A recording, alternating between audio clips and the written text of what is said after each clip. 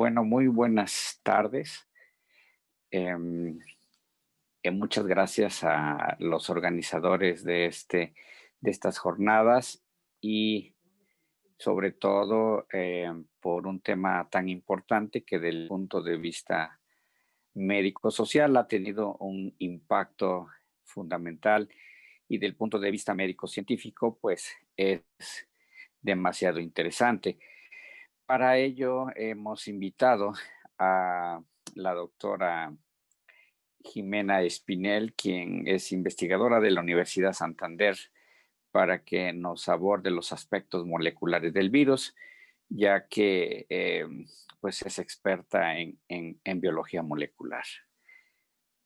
Mm.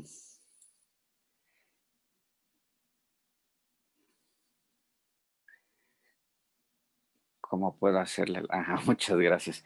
Bueno, para ello hemos preparado la presentación en dos partes muy importantes que son el genoma y polimorfismo y mutaciones del virus de SARS-CoV-2 y el impacto en la clínica y la importancia del laboratorio en el diagnóstico pues, de esta infección viral.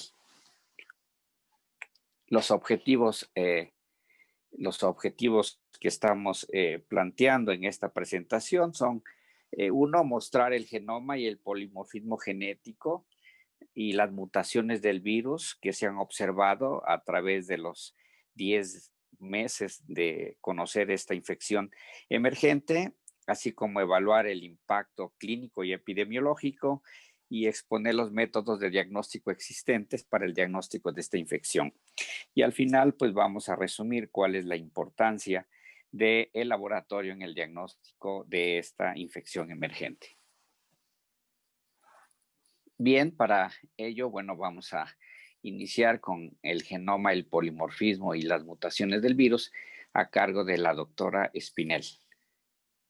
Adelante, doctora.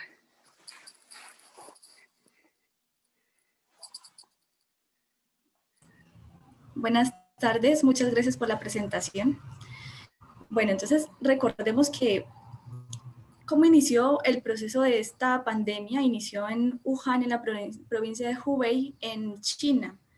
En el año 1977, dos biólogos llamados Jan y Peter Mitterwald definieron un virus como simplemente una mala noticia envuelta en proteínas. No estaban muy lejos de nuestra realidad.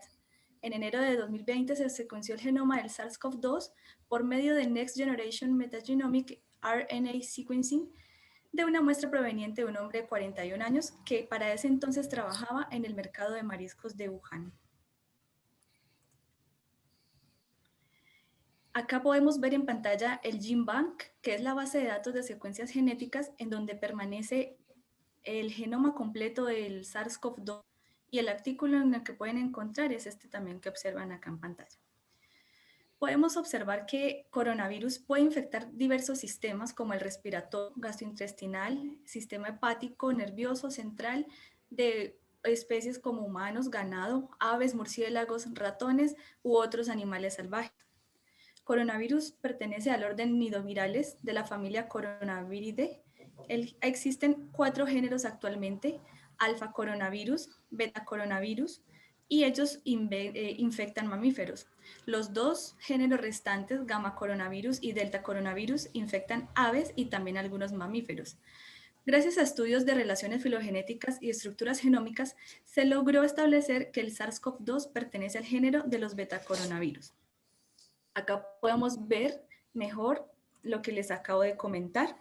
Perdón, voy a poner el puntero. En donde vemos que el subgénero es sarbecovirus, que lo diferencia de otros coronavirus descritos anteriormente y que también estuvieron involucrados en epidemias como el SARS-CoV-2 y el MERS-CoV, el SARS-CoV y el MERS-CoV. Acá podemos ver también el análisis filogenético, donde se observan la relación muy estrecha que tiene entre varios coronavirus y que pues por ciertas características que más adelante les voy a mencionar, lo hacen un nuevo coronavirus, por lo cual recibió ese nombre en el 2019. Esta es una partecita del genoma que les comentaba, en donde se puede observar que coronavirus 2, SARS-CoV-2, comprende 29.903 nucleótidos. En la página que les mencioné anteriormente, el GenBank, puede ser consultada la secuenciación completa. Se han identificado genes que codifican para hasta 29 proteínas, con una variedad amplia de funciones, entre las que sirven hacer copias del coronavirus hasta incluso suprimir la respuesta inmune del hospedero.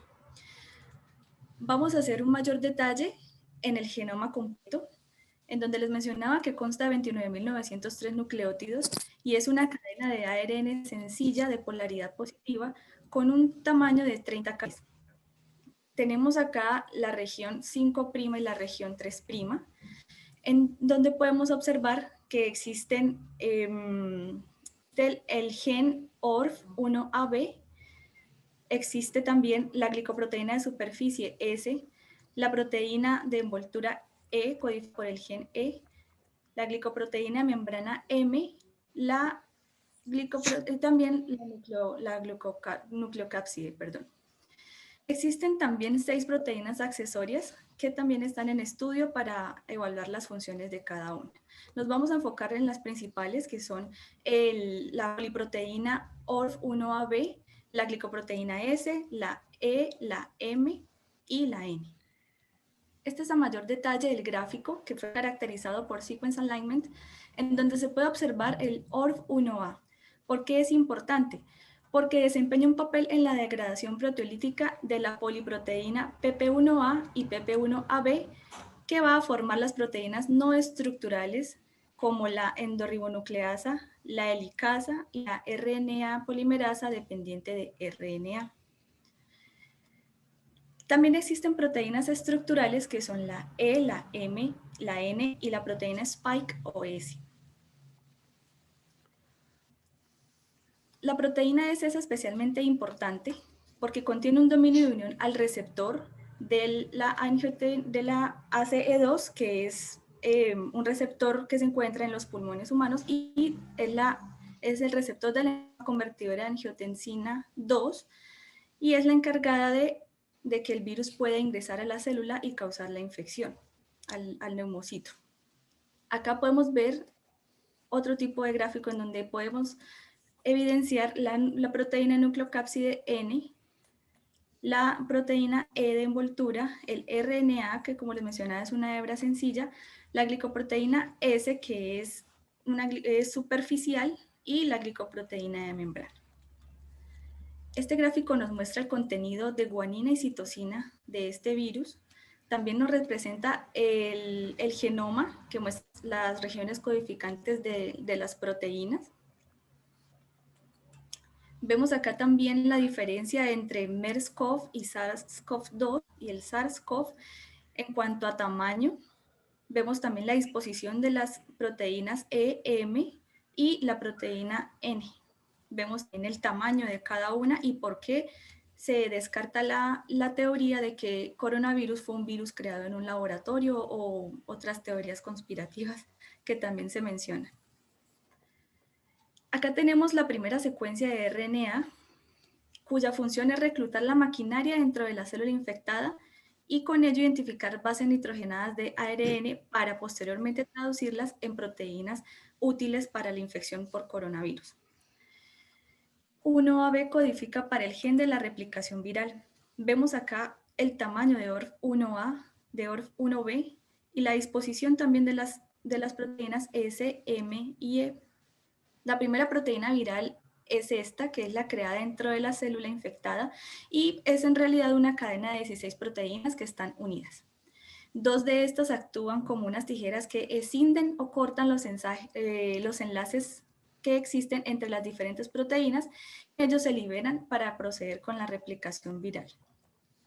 La proteína NSP1 es codificada por esta secuencia y se encarga de ralentizar la producción de sus propias proteínas. Por lo tanto, la célula se obliga a producir mayor cantidad de copias víricas y con ello también se impide el ensamblaje de proteínas antivirales que podrían detener el virus. La proteína NSP2 vemos que tiene una secuencia nucleotídica más amplia, pero no está completamente dilucidada. La proteína S vemos que es de un tamaño importante y es una de las proteínas que, como les mencionaba anteriormente, forman la capa externa y por lo tanto protege el ARN en su interior. También ayuda a ensamblar y liberar nuevas copias del virus. Es característica porque forma picos prominentes en la superficie y se organiza en grupos de 3 en forma de una corona, de ahí el nombre coronavirus. Tiene una inserción de 12 bases nitrogenadas que pueden ver en pantalla, y la mutación en esta proteína puede ayudar a que estos picos se unan más estrechamente a las células humanas y por ende se dé un paso crucial en la evolución del virus que pasó de murciélagos a humanos o también del pangolín que se menciona pudo haber sido el causante del paso de esta especie a humanos. En amarillo podemos ver el receptor ACE2 que se une a los dominios de la proteína S. La proteína S tiene 2 dominios estructurales importantes. Tenemos la subunidad 1 y la subunidad 2, ambas conforman esta proteína y en amarillo podemos observar nuevamente el receptor de la enzima ACE2. La proteína E, pueden ver también el tamaño y cómo codifica cada base nitrogenada, y su función es actuar como viroporinas. Estas se ensamblan en la membrana del huésped, forman poros, como su nombre lo dice, de proteína lípida y están involucrados en el transporte de iones. La proteína M también protege el ARN viral y por lo tanto el ensamblaje del virión. Esta proteína N también protege el ARN del virus y lo mantiene estable.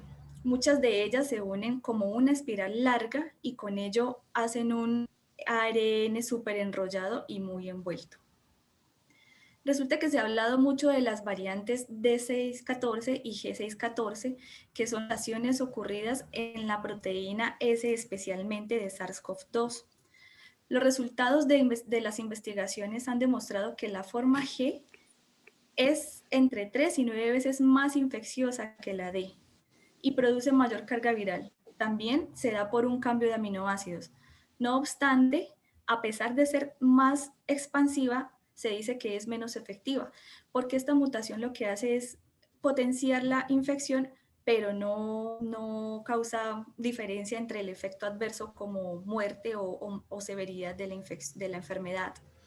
Acá vemos que la primera variante descrita desde el primer brote, que fue en el 2019, en diciembre, es la D614. Vemos cómo ha ido disminuyendo y ha sido desplazada por la variante G614 conforme ha pasado el tiempo, descrita principalmente en Italia. ¿Cómo ocurren estas mutaciones en el virus? Resulta que pueden existir 2 tipos de mutaciones diferentes por cambios en el par de bases como transiciones y transversiones. Recordemos que una transición es el cambio de una base púrica por una púrica o una base pirimidínica por otra base pirimidínica. Para el caso de una transversión, el cambio de base se da por una base púrica por una pirimidínica. ¿Qué pasa? Observamos que la mayoría de mutaciones se da por transiciones entre citosina a timina. De esa manera, este mapa nos describe cómo se dan ese tipo de mutaciones y cómo se podría describir la mejor manera para explicar este fenómeno que ocurre. Acá vemos el tamaño de la proteína S y se hace una ampliación y se ve la susceptibilidad que tiene ella de cambiar. Ella es la que da la diferencia entre los distintos tipos de coronavirus que existen en el mundo. Entonces vemos acá cómo por residuos de glicano se dan también cortes o clivaje de varias bases que hacen la diferencia entre cada uno. De ahí que la vacuna que se está creando, que se está probando, sea para evitar la unión de la proteína S con el receptor ACE2. Este árbol filogenético muestra también la cantidad de mutaciones que se encuentran en regiones como Chile, Ecuador, Perú, Brasil, Argentina, Uruguay y Colombia. Entonces vemos la variedad que existe. Hay una base de datos que es muy buena porque sigue en tiempo real estos cambios y se llama NextStrain para que puedan consultar también. Esa base de datos rastrea cómo se desplaza el virus y lo va rastreando en el mapa. Le paso al doctor Navarrete, muchas gracias. Muchas gracias, doctora Espinel. Bien, bueno, hemos escuchado la gran complejidad que tiene el virus con respecto a los aspectos moleculares.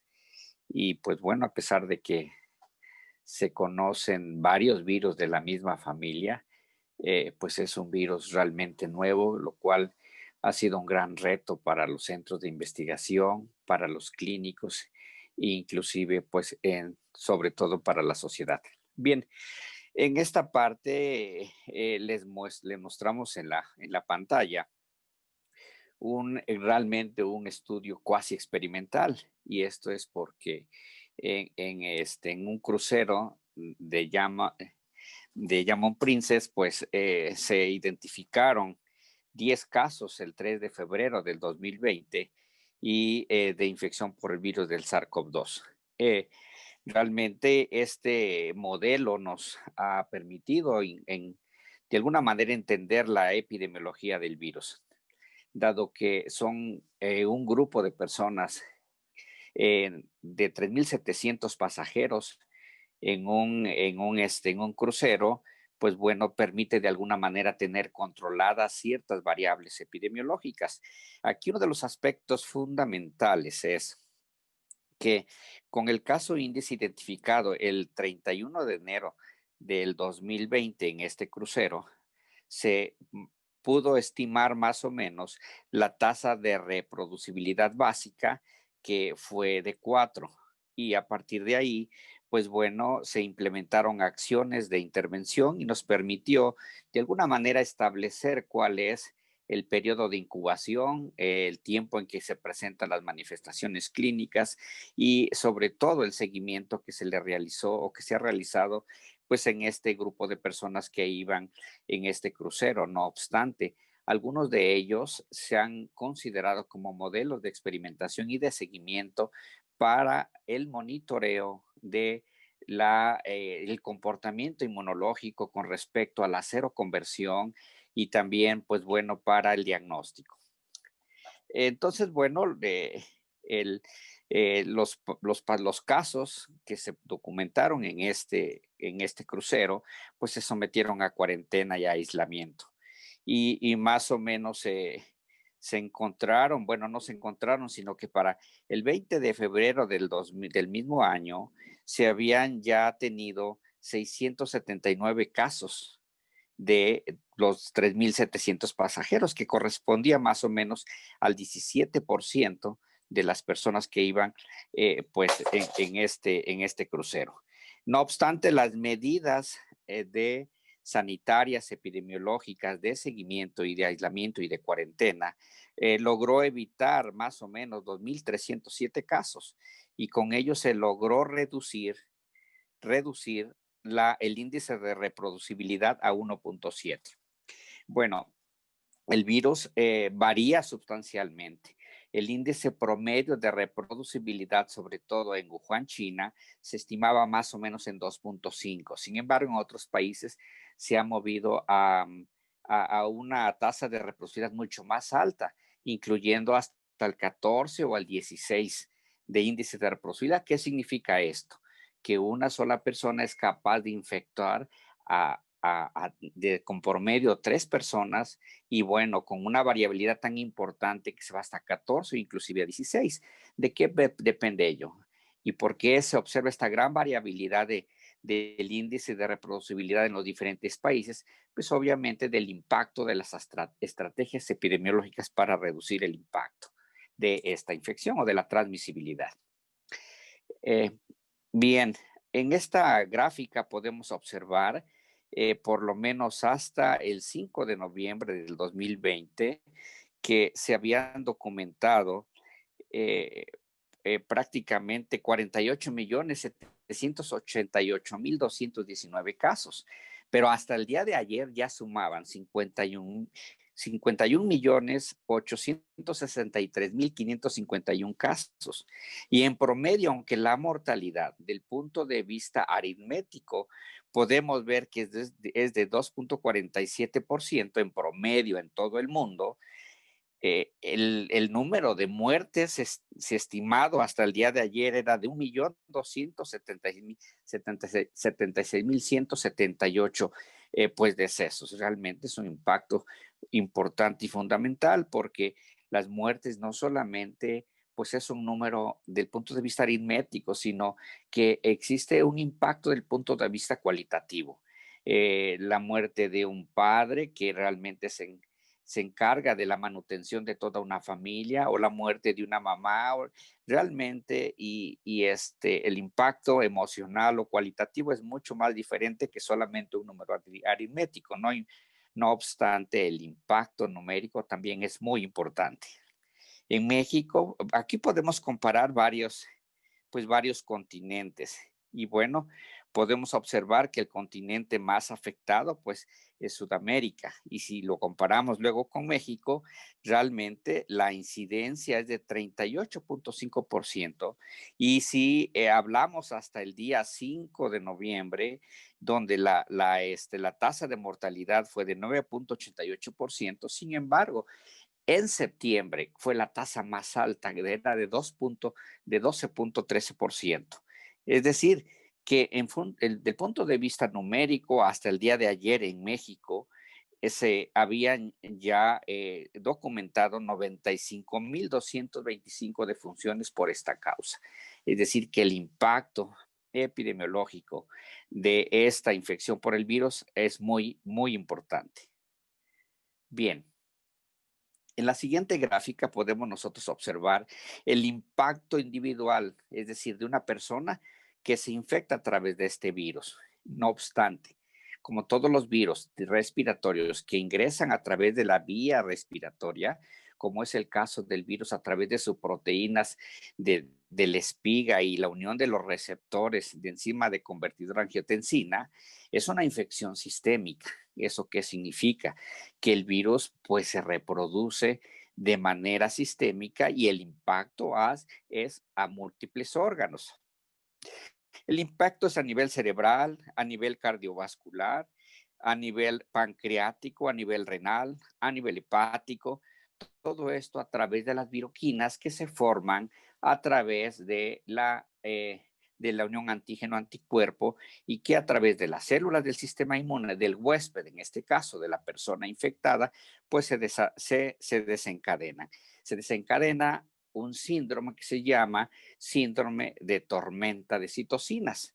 Y bueno, por eso podemos observar diferentes síndromes clínicos. De hecho, es una gran variedad de síndromes clínicos, como lo vamos a ver en las próximas transparencias, de tal manera que al clínico puede confundirle, porque no solamente estamos hablando en el panorama mundial de una infección solamente por el virus de SARS-CoV-2, sino que podemos encontrar coinfecciones bacterianas, inclusive micóticas o inclusive de otros virus. En el ámbito científico hemos ya encontrado las coinfecciones del virus de dengue y también de SARS-CoV-2. Hemos encontrado la coinfección del virus de influenza y también del virus SARS-CoV-2. Y así hemos encontrado también coinfecciones de otros arbovirus diferentes al virus del dengue y también el virus del SARS-CoV-2. Bien, del punto de vista cardiovascular, las citocinas producen un proceso inflamatorio a nivel del miocardio y originan miocarditis.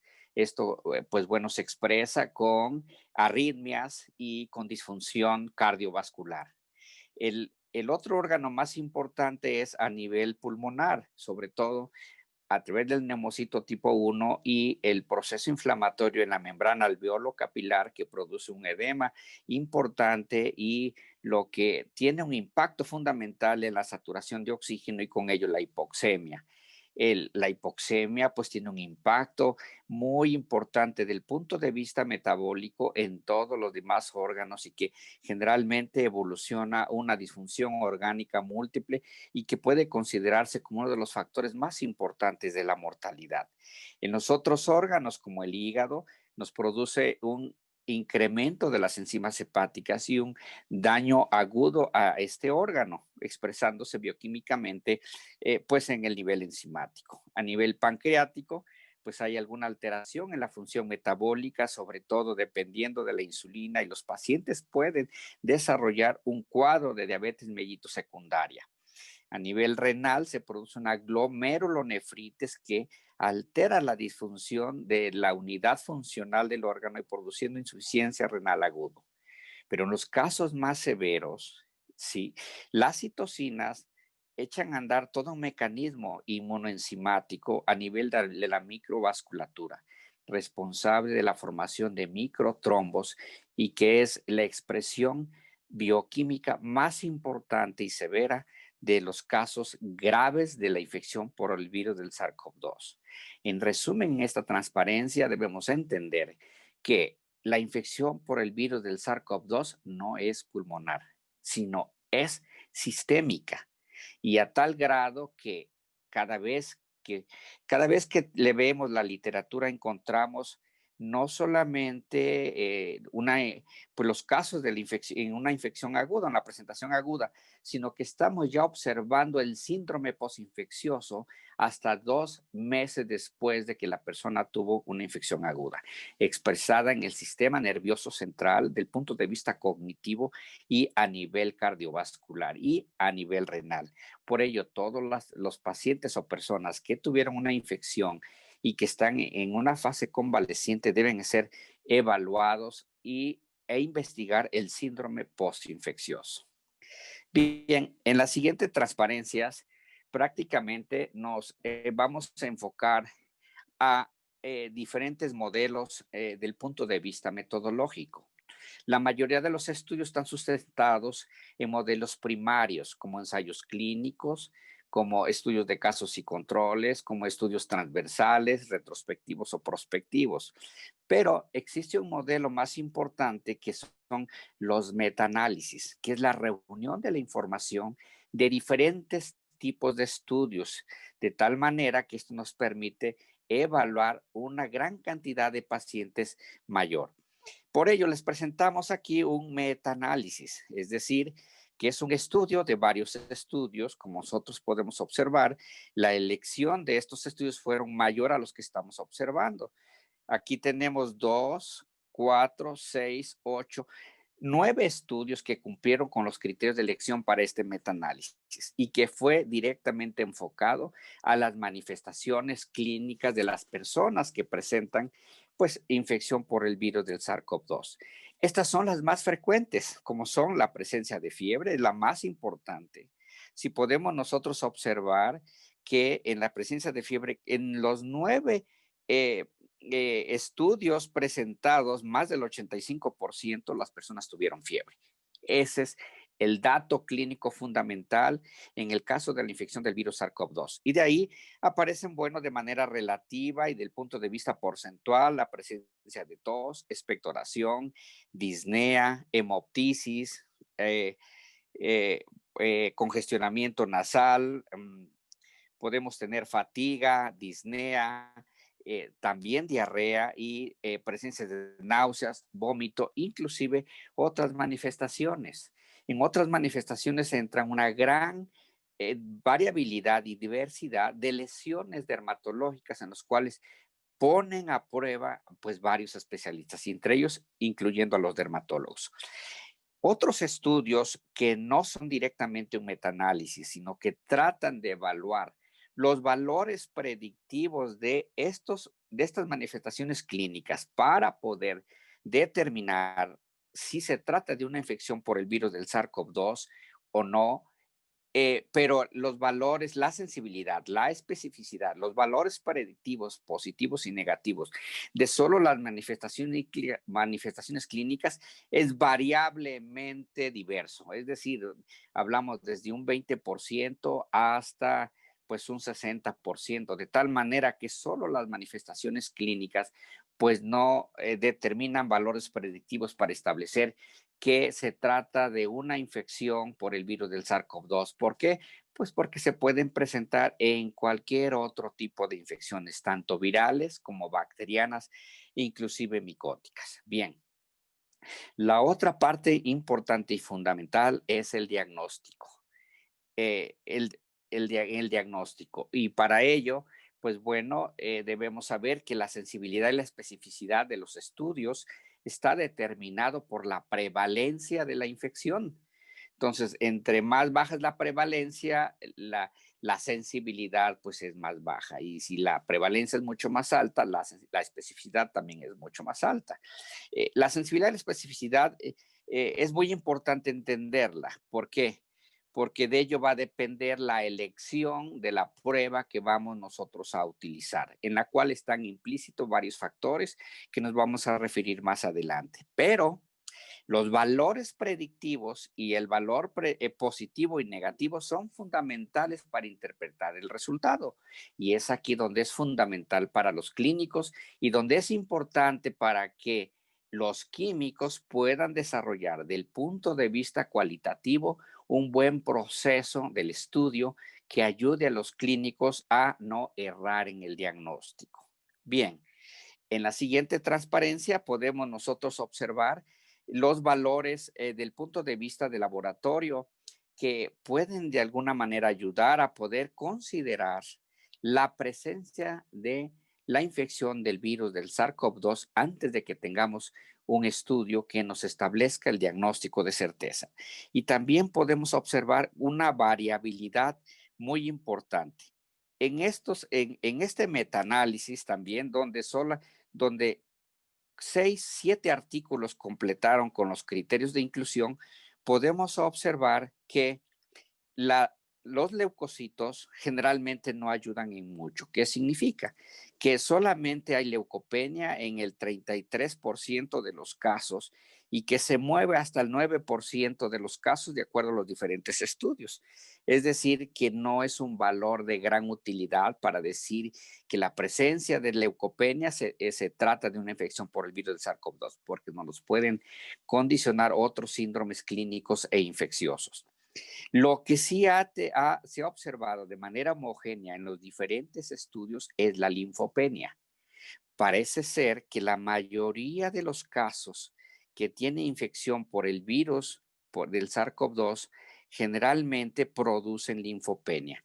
Entonces, cuando evaluamos un paciente con alto índice de sospecha y que tenemos de alguna manera niveles de linfopenia, este es un valor que nos ayuda de gran utilidad. Los otros valores, como son la trombocitopenia, también en los diferentes estudios es muy variable que se presentan. ¿Esto qué significa? Pues que puede ayudar, pero no es un parámetro que es específico para la infección por el virus del SARS-CoV-2. La proteína C reactiva, pues como todos sabemos, del punto de vista clínico es inespecífica. La proteína C reactiva es un marcador de respuesta inflamatoria, pero no es un parámetro que nos diga específicamente que es por una infección viral. La procalcitonina, que también es otro parámetro, puede ser de utilidad en el sentido de que nos puede decir si existe una coinfección bacteriana, pero no se excluye que además exista la coinfección viral. Y así tenemos otros marcadores bioquímicos como la deshidrogenasa láctica, que puede estar elevada, la alaninotransferasa, que es una enzima específica del hígado, que obviamente la alteración de esta enzima pues nos indica que hay un proceso inflamatorio a nivel hepático originado por el mismo virus. Los niveles de bilirrubinas también es un factor, es un marcador que nos puede indicar el impacto a nivel de la vía biliar y las enzimas pues musculares sobre la presencia de un proceso inflamatorio agudo a nivel muscular y así otros marcadores. El otro aspecto fundamental son los niveles de ferritina y el dímero D. Habitualmente los niveles de ferritina, como lo vamos a ver en otras transparencias adelante, es uno de los marcadores que se encuentra en más del 80% de los casos de la infección por el virus del SARS-CoV-2. Y el dímero D, sobre todo con valores mayor a 3.000 unidades por mililitro, nos indica que existe un proceso de hipercoagulabilidad y obviamente un caso grave de infección por el virus del SARS-CoV-2. Bien, en esta otra transparencia, realmente, exacto, tal vez se ve muy pequeña, pero quiero que se centren en lo que es la llave roja, donde son los marcadores que generalmente nos interesan en la infección por el virus del SARS-CoV-2, que son el nivel de ferritina, que como lo podemos observar en la última, al final de la tabla y señalada con una flecha en roja, es la que se presenta, aún en el caso leve, moderado o severo, obviamente va aumentando dependiendo del grado de severidad, como uno de los marcadores más importantes en la infección por el virus SARS-CoV-2. Y así tenemos el dímero D y así tenemos la proteína C reactiva, sobre todo como marcadores de diagnóstico en la infección por el virus SARS-CoV-2 y también de severidad. Por ello es muy importante que en estos estudios los controles de calidad internos y externos de cada laboratorio y el personal altamente capacitado, como es en este caso los químicos, pues pongan todo el interés de desarrollar una prueba de gran utilidad, es decir, con controles de calidad muy altos. Bien. En la siguiente transparencia mostramos otros marcadores que sobre todo son ciertas citoquinas como la interleucina 6, como lo que es el amiloide sérico que se encuentran incrementados y el dímero D. Estos tres marcadores que nosotros estamos mostrando en líneas, en flechas rojas, son marcadores de severidad. Generalmente los niveles de interleucina 6, del amiloide sérico y del dímero D y la ferritina que comentamos en la transparencia anterior son los marcadores más importantes de que estamos frente a un caso severo o de infección por el virus de SARS-CoV-2. Bien, en la siguiente podemos mostrar que el otro estudio de utilidad son los estudios radiológicos, sobre todo y sobre todo a nivel pulmonar. Entonces, un grupo holandés ha tenido la tarea de desarrollar una escala llamada de CORADS. La escala de CORADS se establece por 5 puntos importantes, desde bajo índice de sospecha, moderado índice de sospecha y alto índice de sospecha, para establecer que se trata de una infección por el virus del SARS-CoV-2 antes de tener un resultado molecular. Sin embargo, como podemos observar en este metaanálisis, 5 estudios que cumplieron con los criterios de inclusión y que evalúan la especificidad, cuando observamos nosotros en el punto promedio, que es el diamante, donde se encuentra una flechita roja, vemos que la especificidad es del 37%. ¿Qué significa eso? Que aún los estudios radiológicos no son pues con valores predictivos altos para poder determinar que si un paciente con una tomografía que tiene un proceso de radioopacidad en forma de vidrio despulido en parches o segmentadas o de acuerdo al número de segmentos, realmente pues no es patognomónico de la infección por el virus de SARS-CoV-2, dado que puede ser condicionada por otros virus. No obstante, el grupo holandés ha hecho enorme esfuerzo, sobre todo para que con un estudio radiológico pueda ser de utilidad para los clínicos y iniciar un tratamiento que de alguna manera pues sea de utilidad para los pacientes con esta infección. Bien. Y aquí tenemos en esta siguiente transparencia, que es muy interesante. En esta podemos observar la importancia de los estudios de diagnóstico. Como podemos observar aquí es la secuenciación de nucleótidos dependiendo del material genético. El más utilizado es el RT-PCR, que es la proteína, la polimerasa reactiva en cadena dependiente de transcriptasa inversa, que es fundamental en el momento en que se solicita el estudio. Si nosotros pedimos el estudio de RT-PCR, sobre todo en el periodo de incubación o en los primeros 3 o 4 días de haber iniciado los síntomas, los valores predictivos disminuyen sustancialmente, sobre todo porque vamos a tener casos con estudio molecular negativo y eso no va a excluir que se trate de una infección por el virus del SARS-CoV-2. Otros estudios metodológicamente hechos y rigurosos han podido observar que si se toman muestras en 5 días seguidos de la muestra, ya sea del exudado faríngeo o ya sea de la mucosa nasal, el valor predictivo positivo aumenta arriba del 95%.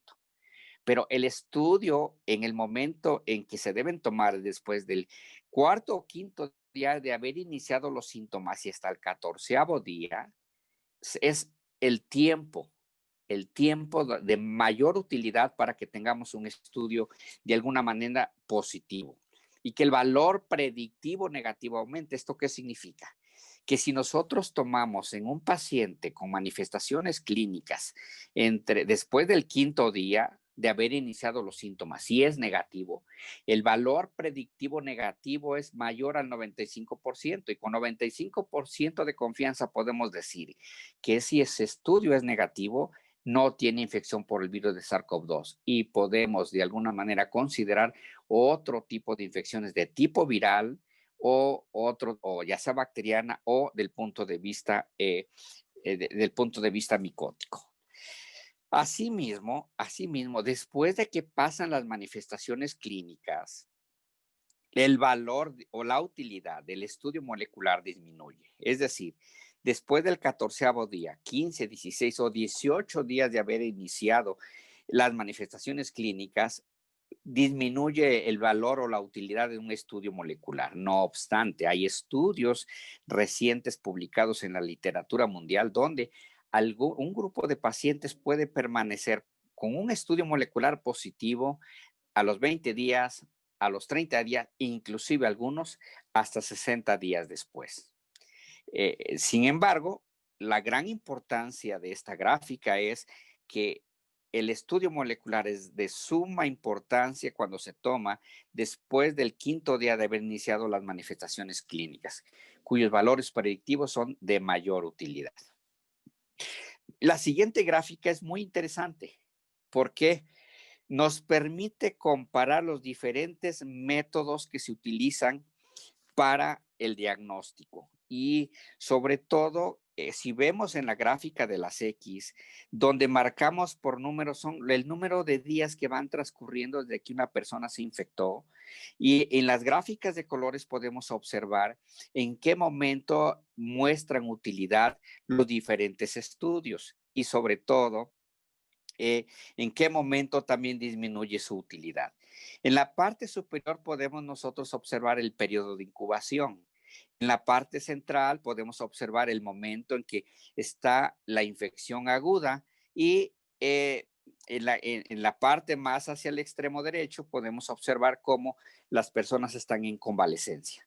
Y en cada una de las gráficas podemos observar, por ejemplo, en la curva verde, donde es la determinación del RNA por RT-PCR o los antígenos. Aquí, bueno, es muy importante, ¿no? Uno, los antígenos que en el ámbito mundial se han dado a la tarea de poder desarrollar métodos de estudio, sobre todo para la determinación de antígeno de la proteína S o de la proteína N, de la nucleocápside o de la proteína de membrana, que de alguna manera puede ser con mayor rapidez que el estudio molecular. También podemos observar que tienen una gran variabilidad pues de interpretaciones, sobre todo si buscamos el antígeno de la proteína S, ya sea la subunidad S1 o S2, porque la S2 es una porción variablemente constante que puede estar presente en otros virus del SARS, no necesariamente del SARS-CoV-2. Por ello es muy importante que el desarrollo y el diseño de los métodos de diagnóstico para determinar las proteínas enfocadas a cada uno de los genes que estaba comentando, pues bueno, son el valor que se le debe dar cuando tenemos un resultado. Pero finalmente, lo que es el estudio molecular de la detección del RNA a través de secuencia de nucleótidos y la determinación de proteínas, como vemos en la gráfica verde, su utilidad es después del cuarto día de haber iniciado las manifestaciones clínicas y después del 14º día empieza a reducir su utilidad. Después del 7º día, empiezan a tener más utilidad las pruebas serológicas. ¿Qué significa eso? La determinación de anticuerpos que la persona infectada o el huésped desarrolló durante el proceso de infección. Y de ello va a depender si es un anticuerpo IgM, si es un anticuerpo IgA o si es un anticuerpo IgG. De hecho, podemos observar que en el caso del IgM empieza a observar su utilidad o a formarse después del 7º día. Y el punto más importante es al 14º día. No obstante, estudios prospectivos que han valorado el rendimiento diagnóstico de la serología, se ha observado que la utilidad de solicitar un estudio de anticuerpos en una persona con alta probabilidad de infección por el virus del SARS-CoV-2 es después de la 3ª semana. Pero en esta fase, lo que observamos son anticuerpos IgG, porque son los de memoria y son los que van a permanecer mucho más tiempo. Bien. En esta gráfica podemos resumir varios factores.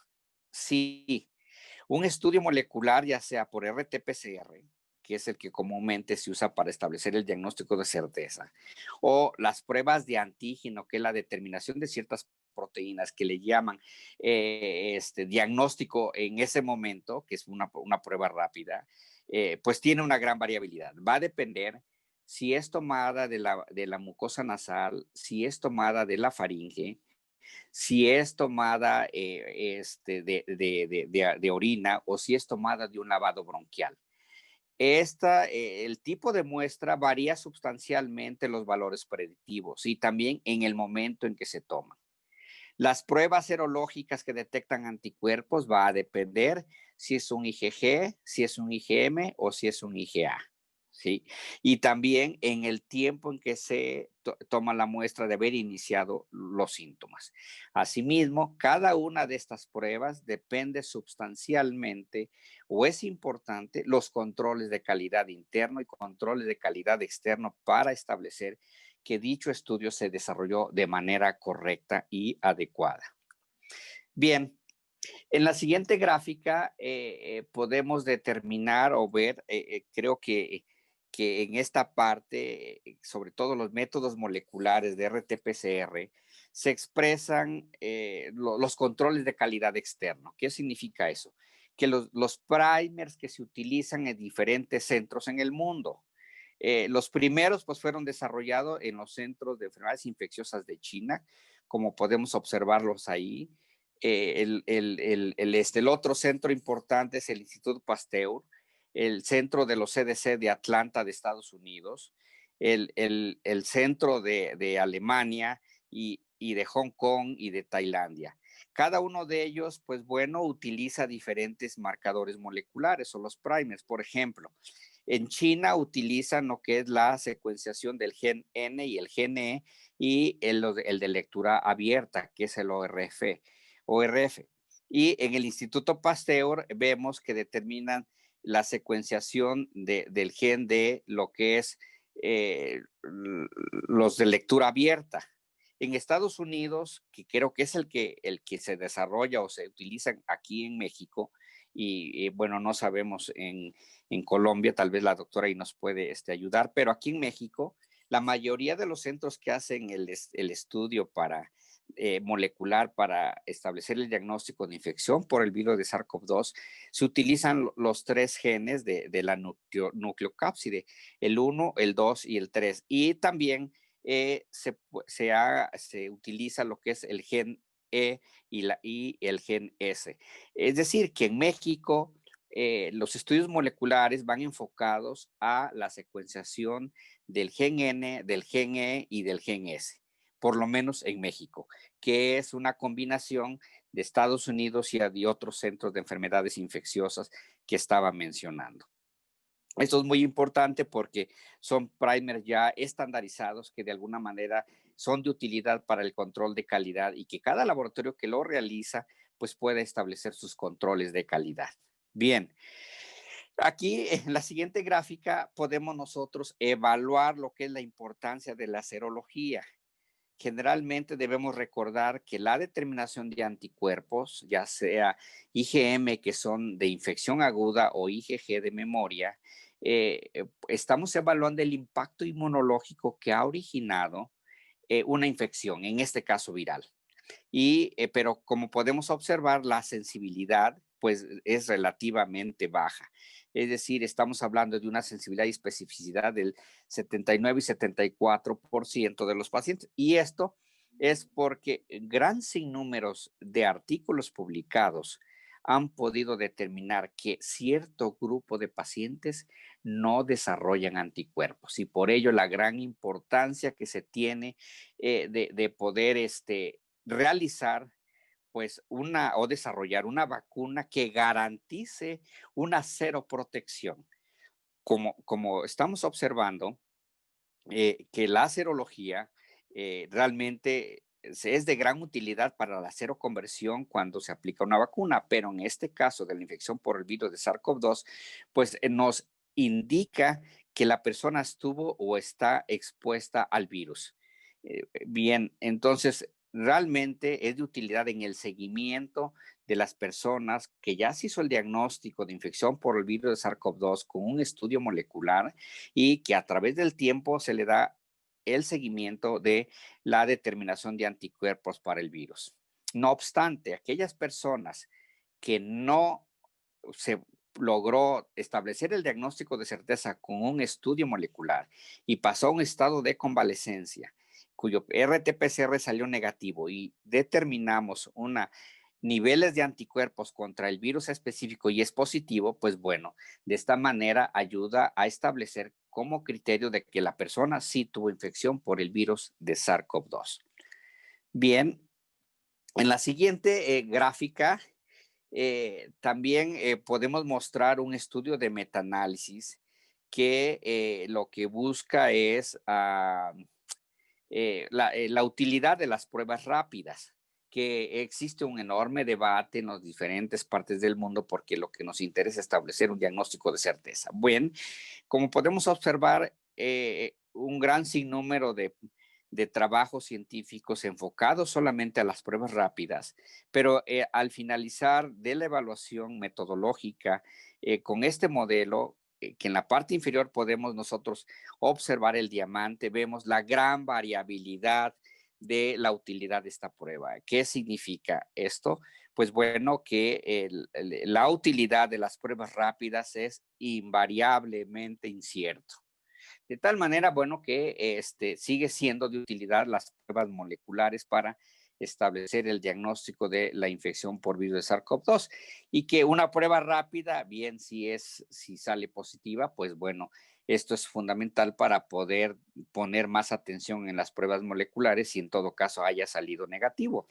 Por ello, las personas que de alguna manera tienen un cuadro clínico y sale una prueba negativa, se recomienda hacer en los próximos días, 72 horas, 5 días o 7 días, un nuevo estudio molecular. Y lo que se ha observado es que las personas durante este tiempo pues sale un estudio positivo, y esto sustenta porque el diseño de pruebas diagnósticas o desarrollo de pruebas de diagnóstico determinan que si se acumulan diferentes muestras en 5 días diferentes, el valor predictivo positivo es cerca del 95%, inclusive algunos estudios hablan hasta del 100%.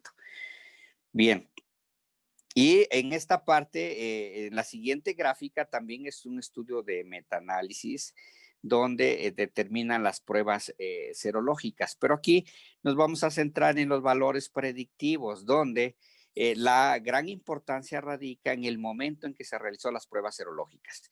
Y si una prueba serológica, es decir, de determinación de anticuerpos, que se desarrolla 14 días después de haber iniciado la sintomatología, el valor predictivo es arriba del 95%. ¿Esto qué significa? Si una persona inició las manifestaciones clínicas y al 14º día se hace una prueba serológica y está negativa, el valor predictivo negativo es arriba del 95%. Es decir, que con 95% de desconfianza podemos nosotros excluir que esa persona no tiene infección por el virus del SARS-CoV-2. No obstante, como comentaba, existen publicaciones en la literatura mundial de cierto grupo de personas que no desarrollan anticuerpos. Bien, en la siguiente gráfica queremos nosotros presentarles sobre la importancia del momento en el cual es mucho más útil hacer un estudio molecular, que es la reacción de cadena de polimerasa. Y en esta gráfica nosotros podemos determinar en la barra de las X, en el momento en que la persona está en periodo de incubación, en la que se presenta la infección, cuando empiezan los primeros síntomas y después la fase aguda de los síntomas y luego lo que es la parte de convalecencia. Los estudios de RT-PCR son de gran utilidad, es decir, que el valor predictivo positivo es mayor al 95% cuando las personas, cuando se toma la muestra después del 5º día de haber iniciado las manifestaciones clínicas. Y sustancialmente el pico más alto es entre el 7º y el 8º día. Es decir, que si una persona inicia con manifestaciones clínicas y hacemos el estudio entre el 7º y el 8º día, el valor predictivo del resultado es mayor al 95%. ¿Qué significa esto? Que si nosotros hacemos un estudio de RT-PCR entre el 7º y 8º día de haber iniciado las manifestaciones clínicas de esta persona o de este paciente y es negativo, con 95% de confianza podemos establecer que esa persona no tiene infección por el virus de SARS-CoV-2, sin olvidar que la otra variable que modifica el valor predictivo es, uno, si se toma de la mucosa nasal o si se toma de la faringe o si se toma de un lavado bronquial, ¿sí? O si se toman varios días, durante 5 días seguidos las muestras y esto mejora el valor predictivo positivo. La otra parte importante es sobre el RT-PCR o el estudio molecular en sangre. A decir verdad, existen muy pocos estudios que miden la carga viral a nivel sérico. Entonces yo creo que falta más estudios para evaluar lo que es la utilidad del estudio molecular en sangre. Sí se han hecho estudios que tratan de evaluar la utilidad de un estudio molecular en orina o un estudio molecular en materia fecal, que de hecho algunos estudios que han salido positivos, pues han puesto en debate la posibilidad de que el virus también se transmite de materia fecal oral. Sin embargo, hasta este momento hay pocos elementos científicos para poder establecer esta probabilidad. Bien, aquí también tenemos un metaanálisis que evalúa la sensibilidad del estudio molecular, es decir, de la polimerasa reactiva en cadena, y nosotros podemos observar que la especificidad es arriba del 90%. El más bajo de los estudios mostraron una sensibilidad del 72%, pero el más alto hasta el 98%. Generalmente estos estudios, pues el factor que modifica estos resultados, como lo habíamos comentado, es en el momento en que se toma el estudio de haber iniciado los síntomas y por el otro lado también si es un estudio de la mucosa nasal, de la faringe o de un lavado bronquial.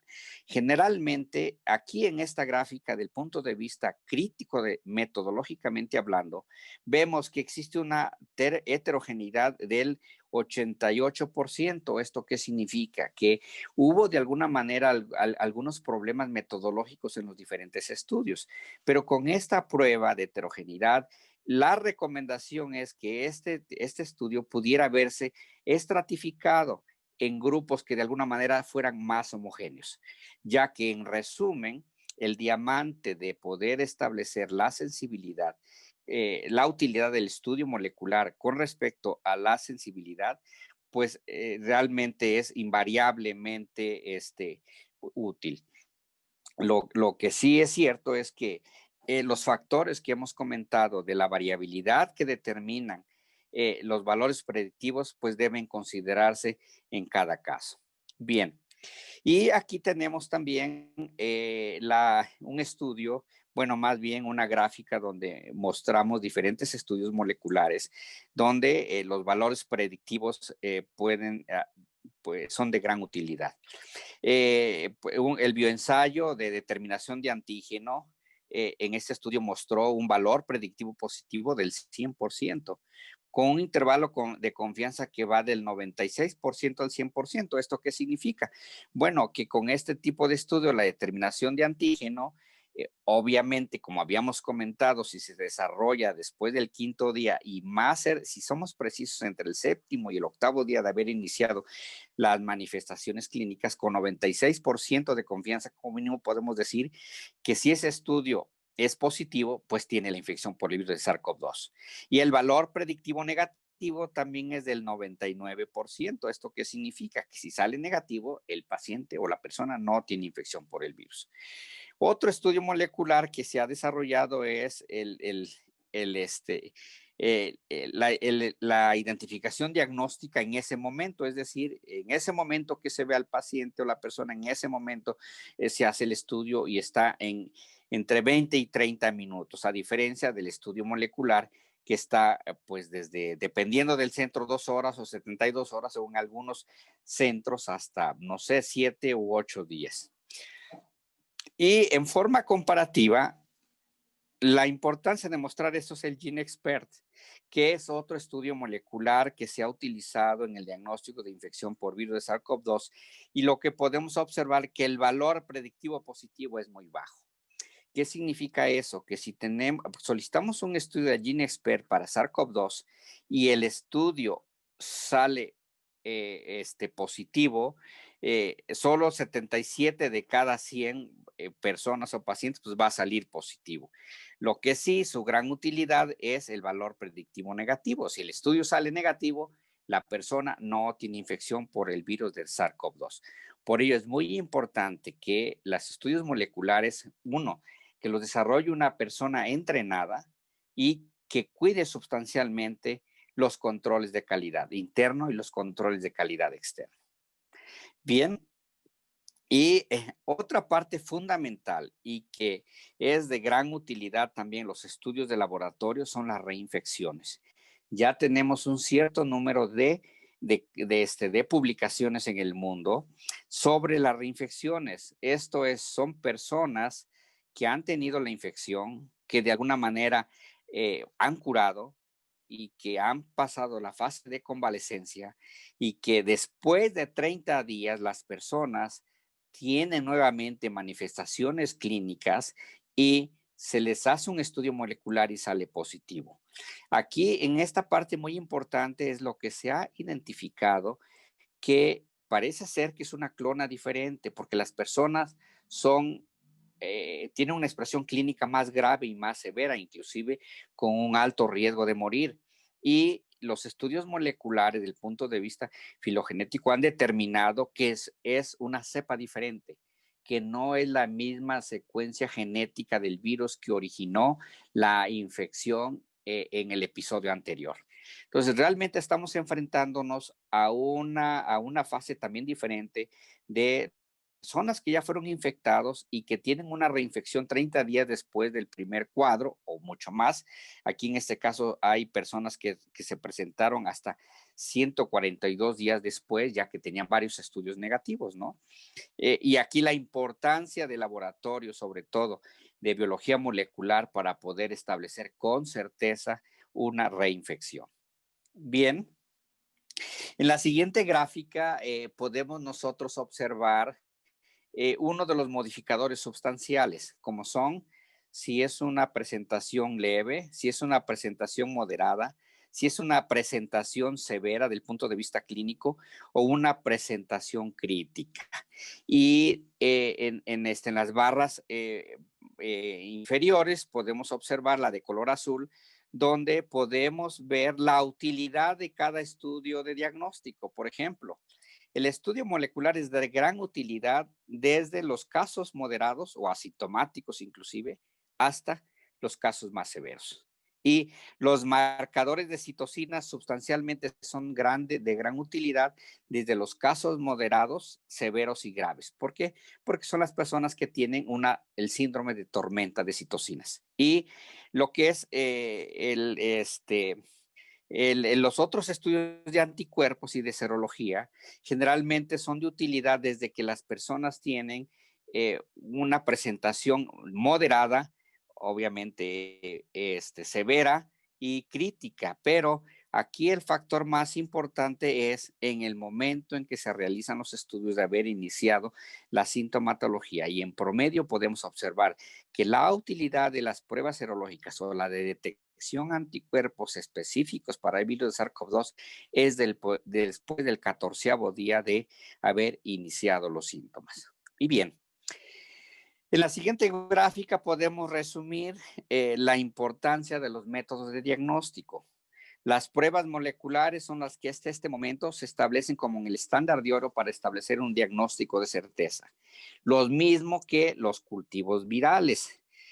Aunque sabemos que en diferentes centros el cultivo viral pues no tienen la posibilidad de realizarlo. No obstante, el estudio molecular, que es el cultivo viral, que más utilizados son las células Vero, y que es fundamental para poder establecer y determinar los valores predictivos de todas las pruebas diagnósticas. Pero hasta este momento, lo que es el estudio molecular, que es los RT-PCR, son el estándar de oro para establecer el diagnóstico. Las pruebas serológicas, que del punto de vista técnico hay pues varias técnicas y que generalmente se desarrollan o se realizan de suero o de plasma de los pacientes con cuadro clínico o inclusive que ya están en fase de convalecencia. Y el monitoreo bioquímico de los marcadores de los diferentes órganos que hemos comentado generalmente son en suero, en plasma o obviamente en sangre, ¿no?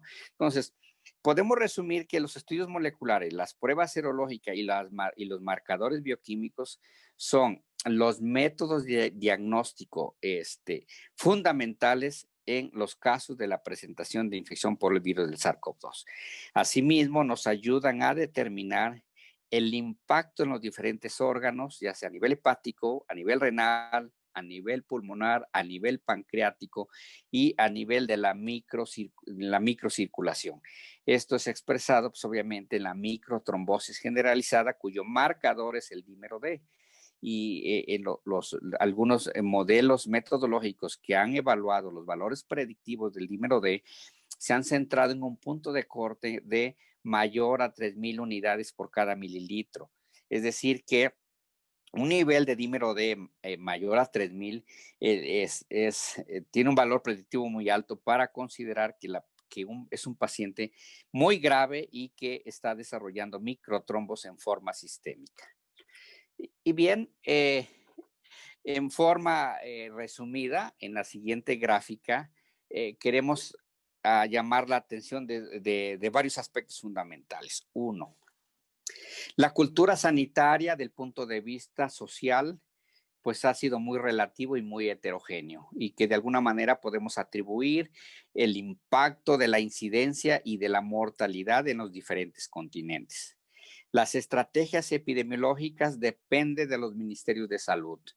Los ejemplos que podemos citar son, de alguna manera, los países que han tenido mayor impacto en sus estrategias, reflejado en una incidencia baja y una mortalidad baja, como Japón, como es Nueva Zelanda, fundamentalmente. Y hay alrededor de más o menos que serán 7 países que no se han presentado casos y que habitualmente pues son países que se encuentran en islas, en ciertas islas que les mantiene un control absoluto de los viajeros.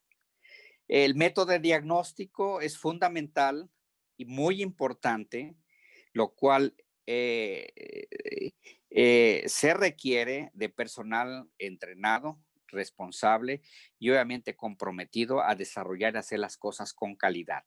Y hacer las cosas con calidad determina hacer las cosas bien desde la primera. Y esto es fundamental, los controles de calidad interno y controles de calidad externo. Asimismo, entender que los métodos moleculares dependen, los resultados, la interpretación de los resultados depende del tipo de muestra y también depende del momento en el cual se desarrolla o se toma la muestra después de que la persona o el paciente inició las manifestaciones clínicas. Y la otra parte importante es la serología.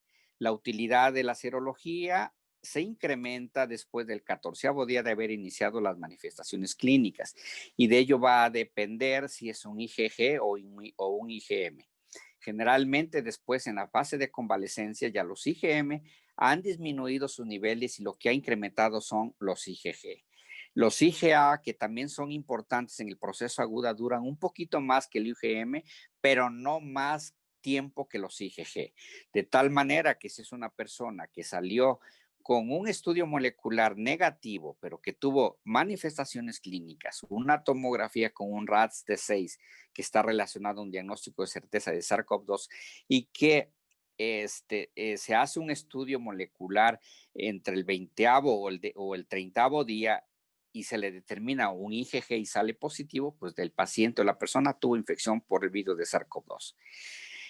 La importancia del manejo médico se centra en el diagnóstico de certeza y es aquí donde es relevante la importancia de los métodos de diagnóstico para establecer un diagnóstico de certeza. Para ello pues se debe tener toda la infraestructura de laboratorio en cada centro y en cada laboratorio para poder dar un resultado confiable.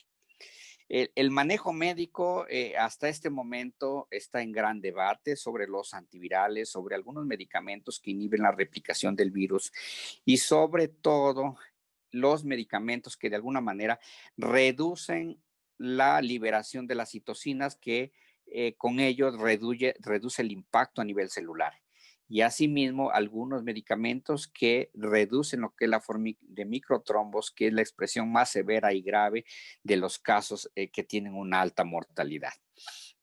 La otra parte muy importante es la inmunoprotección, que de alguna manera la doctora Espinel mencionó sobre la importancia de la proteína S para desarrollar pues una vacuna. Cualquier estrategia fundamental que vaya a tener mayor impacto en la incidencia y la mortalidad, pues es el desarrollo de vacunas. Y por ello hemos eh, querido cerrar esta presentación con un análisis fundamental, que nosotros consideramos que es fundamental. Cualquier estrategia epidemiológica enfocada al regreso de actividades, como se está observando en varios países en los cuales han tenido nuevamente que establecer distanciamiento social y aislamiento, que no incluya la inmunoprotección, es decir, el desarrollo de una vacuna eficaz y segura, incrementará la incidencia y la mortalidad por infección por el virus de SARS-CoV-2, de tal manera que los centros con alto nivel de capacidad para desarrollar vacunas, pues deben trabajar pues con mayor energía, ¿no? Hay dos factores muy importantes en los cuales cuesta trabajo tener el control absoluto de una infección emergente. Esto es la falta de cultura sanitaria, pues obviamente de las personas, es decir, el escenario médico-social. Y la otra parte importante tiene que ver con los ministerios de salud. La falta de una estrategia que investigue a todos aquellos casos que están asintomáticos, pero que son portadores, porque realmente es una variable a ciegas que no conocemos y que están diseminando la infección por el virus. Son aspectos fundamentales que de alguna manera tienen impacto en esta infección emergente. Y bueno, con esto queremos agradecer a los coordinadores pues de estas jornadas y sobre todo agradecerle importantemente el gran acervo científico de la doctora Espinel, experta pues en biología molecular y que bueno, aquí presentamos dos correos que si de alguna manera alguien del auditorio quisiera abordar los temas que se han presentado, pues bueno, yo creo que estamos a su disposición. Doctora Espinel, muchas gracias y me gustaría que pudiera de alguna manera pues darnos algún mensaje.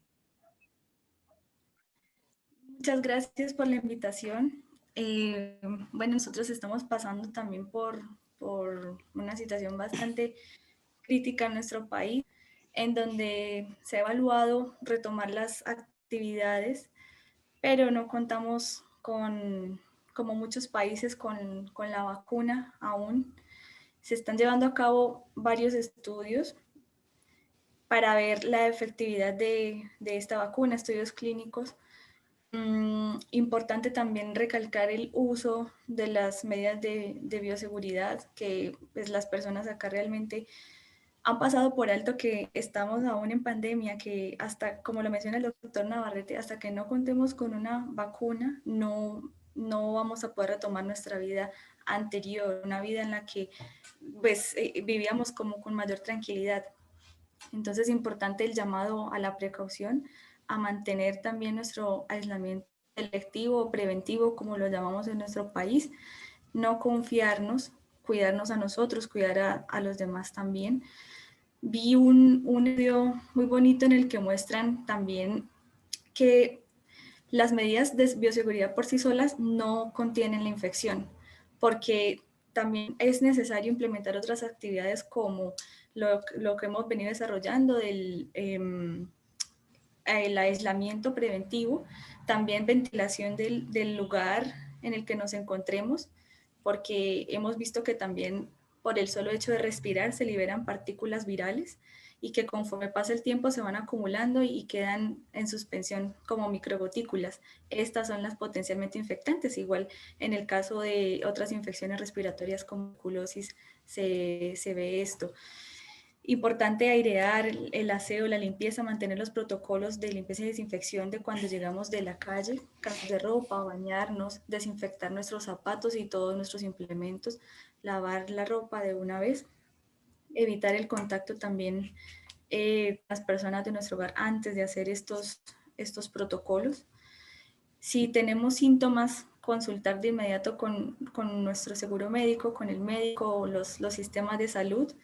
También es una estrategia bastante importante en este momento y de esa manera si una persona tiene síntomas, entonces establecer el cerco epidemiológico y averiguar qué otras personas estuvieron en contacto en un caso positivo y realizar de una vez el abordaje, no dejar pasar el tiempo. Muchas gracias.